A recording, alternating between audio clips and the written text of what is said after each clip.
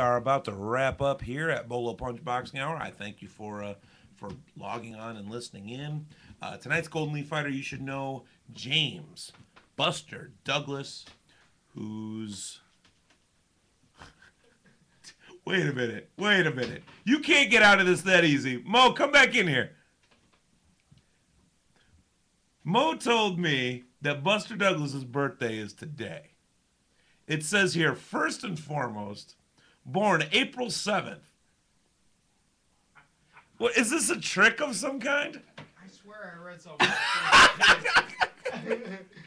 All right, this is going very well. James Buster Douglas, born April 7th, 1960. Not his birthday. Not even actually close. No problem. Is a former undisputed world heavyweight champion in boxing who caused one of the most shocking upsets in sports history when he knocked out undefeated champion of the world, Iron Mike Tyson, on February 11th, 1990 in Tokyo, Japan. At the time, Tyson was considered to be the best boxer in the world and arguably one of the most feared heavyweight champions in history due to his utter domination of the division. The Mirage Casino in Las Vegas had Douglas as a 42-1 underdog for this fight.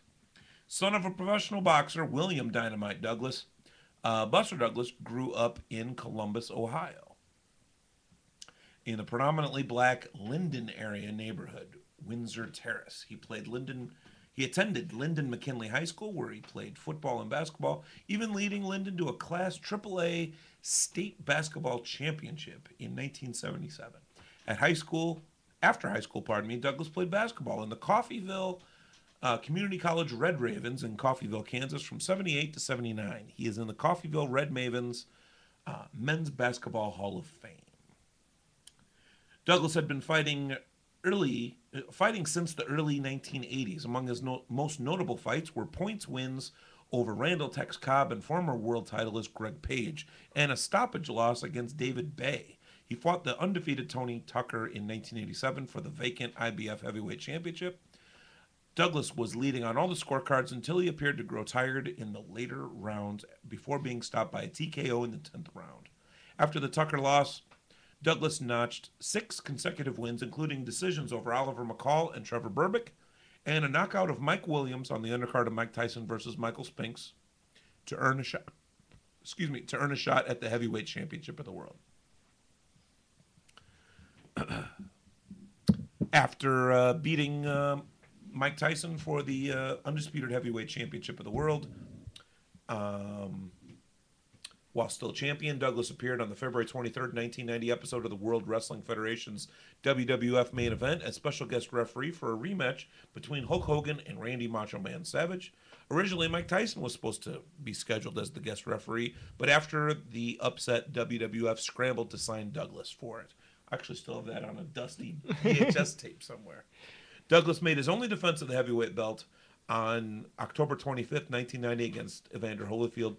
Douglas was knocked out in the 3rd round and immediately retired from the sport. Yeah, you got to remember coming into that Tyson fight, he was a huge underdog, but beating somebody like Oliver McCall and then Trevor Berbick, who Tyson actually won one of his titles from.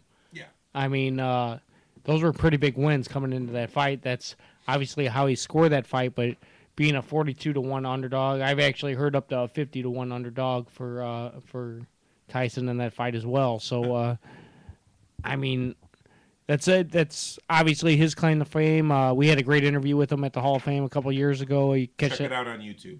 It's just phenomenal. I mean, and not so much that we did a great job. He's just a great interview. He's a good guy. He sat there in the sun. We were all baking. Yeah, it was like 95 degrees that day. Bacon. All bacon. We were cooking. Yeah, because actually we didn't even have a tent over us that day, and he was glad to come over and sit with us. And you don't realize how big this guy is until he comes and sits next to you. He is huge. That is a huge, huge man. And he came back last year. I mean, he came back. He's been there for 2 years in a row. I wouldn't doubt if he came back again. He's already had both of his fists cast. Yeah. So I don't know if they're going to do another fist casting if he gets put in the Hall of Fame, but. They're running out of plaster of Paris for do boxers these days. I wonder if they'll do a plaster cast of Antonio Margarito. I don't think It's margarita. not like it's going to cause a reaction to his hands. He's used to it. Yeah, he's not allergic to this stuff.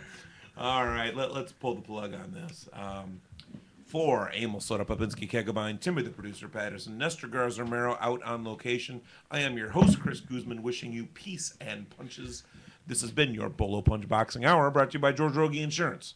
www.bolopunchboxinghour.com, streaming to you live as always on Ustream.tv. Save us a ringside seat.